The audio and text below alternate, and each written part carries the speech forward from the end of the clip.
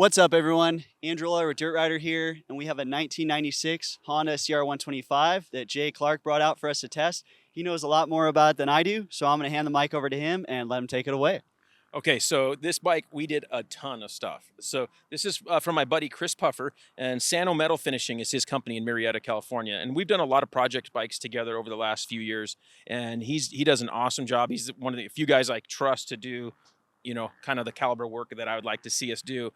And his company is called Sano Metal Finishing because they do vapor honing, sandblasting, Cerakoting. And as you can see on this bike, they Cerakoted the cases, little bits on the engine, the power valve cover, the triple clamps, the rear brakes, the calipers. They Cerakoted tons of pieces on this thing, and it just looks amazing. And for this bike, the bike was, of course, just a pile of parts when he bought it from his neighbor. And so it needed a ton of work. The suspension luckily wasn't all ruined as far as nicks and gouges. So Race Tech was able to go through the suspension for us. That's key.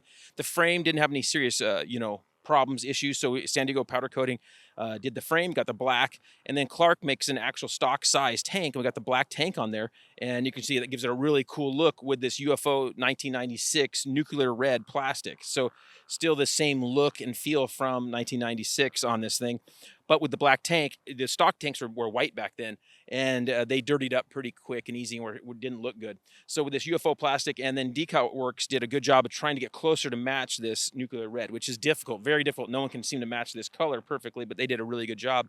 For these wheels, we mounted them up with some Dunlop tires. We got an AT81 up front, and then we have an MX33, the 100, 118, kind of the smaller size back there for this, smaller bike. And this bike, the goal was to build it as not a full motocross bike, but something and it was going to be for his wife. So wanted it something that could be a little bit friendly off-road. It got some, UFO hand shields up here, got a skid plate on it and the 18-inch rear wheel. So it's got a little bit of a, GP Works feel, desert riding out there, and you got a little more protection, of course. And then we went ahead and got brand new chain and sprockets from Super Sprox, and running the stock gearing from back then. Tom Morgan went through the entire engine as far as the top end, ported the cylinder, did the head, and it still can run pump gas, went through the carburetor, set that up. And then we have the Hot Rods bottom end kit with the Vertex piston. So really cool setup there. His air boot, he was able to vapor hone that, and I see how that thing looks like new. He's able to refurbish that, and it looks really nice. IMS foot pegs, brand new Galfer brakes and lines all throughout. And that's a huge deal. Oversized front. We have spec bolts in the engine, and you can see those look really nice, especially with the Cerakoted pieces. So we got the spec bolt pieces there to really give that good look, and it's nice to have brand new hardware on this bike. So everything just looks like $1 million. We got our Uni air filter, and then Works Connection, of course, got the stand, and then all the perch and the levers, all of our billet pieces and a few bling pieces are really nice. And then we got the skid plate, and the rear chain blocks are made by Sano, had those made from a buddy of his in the same center where his shop is. And so he's going to maybe sell those. If anybody inquires with Sano, he can hook them up with a skid plate and those rear chain blocks, which aren't available from Honda anymore. On the Odi bars, we got our Odi bars that are 7/8 bars on there. And Moto Seat did our seat cover. And we got our Hinson clutch pieces in there. Of course, we changed all the bearings out and cables with all balls pieces and pivot works pieces. And on the throttle tube, we went with the Motion Pro throttle tube because his stock throttle tube was too thrashed to be able to use again. And so we got the Motion Pro throttle tube on there with ODI grips. These are glue-on grips because currently ODI doesn't have one that works in this throttle tube, but they will soon. So, and that could be out as well as now. So we got our Klotz R50 in here, and then I can't think of what else we forgot, but I'm sure we did. But it's an amazing bike, and I'm looking forward to seeing what you think of this thing, getting on something a little smaller size than what you're used to riding with all these 450 and 250 shootouts lately. So it's going to be nice to ride something that I think is going to be pretty fun. Absolutely. Looking forward to it, and definitely something different. A little bit of an older bike than we're used to testing, but I think that will just make it that much more unique and fun to ride. So we're going to hit the track and the trails here at Cahuilla Creek and see how the bike performs and get back to you later.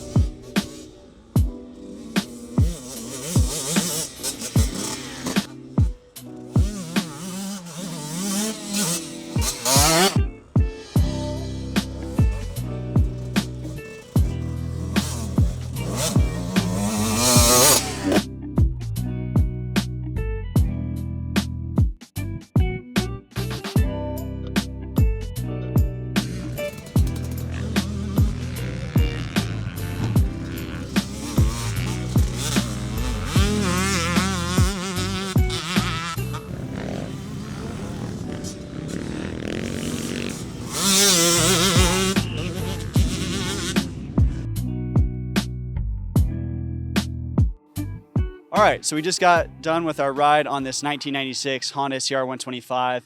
And I would like to preface this with saying that we just finished up our 2022 250 four-stroke motocross shootout here at Dirt Rider. So I'm definitely used to bikes with a little more power.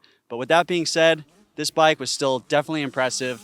I really enjoyed riding on the trails. I was impressed with how long first gear pulled on some of the not super technical, but definitely tighter sections. So I was pleased with that. And once we got on the moto track, it took me a little bit of time to get confident on it, just with how the suspension was reacting. It felt a little firm in the initial part of the stroke for me, but once I started charging a little harder, I gained confidence in the bike as a whole on the moto track. For some of the tighter corners, I was actually downshifting to first when I would come in, pop the clutch, and try to blow it up for photo or video. So that was definitely something I had to get used to, but once I figured it out, we were all good. As far as the chassis, the bike was pretty easy to put where I wanted it. A lot of that has to do with the fact that it is a 125, it's lightweight, there's less rotating mass with the engine. So overall, handling was kind of what you'd expect from a 125. Just overall very intuitive and fun to ride. Something else I'd like to mention, I really have to give props to Chris Puffer at Sano Metal Finishing. He let us ride this bike.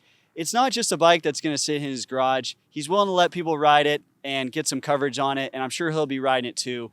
Some guys who build a bike this nice, understandably, might not want to ride it because it looks so great. They don't want to get it too muddy, too dirty. It is a dirt bike after all. With the Cerakote side cases, the graphics, the plastics, the whole bike just looks awesome. So again, thank you to him for letting us ride this unique machine here. Thank you all for tuning in. We appreciate it. If you're watching on YouTube, be sure to like, comment, and subscribe. And if you haven't done so already, be sure to check out dirtrider.com for more articles like this, and we'll see you next time.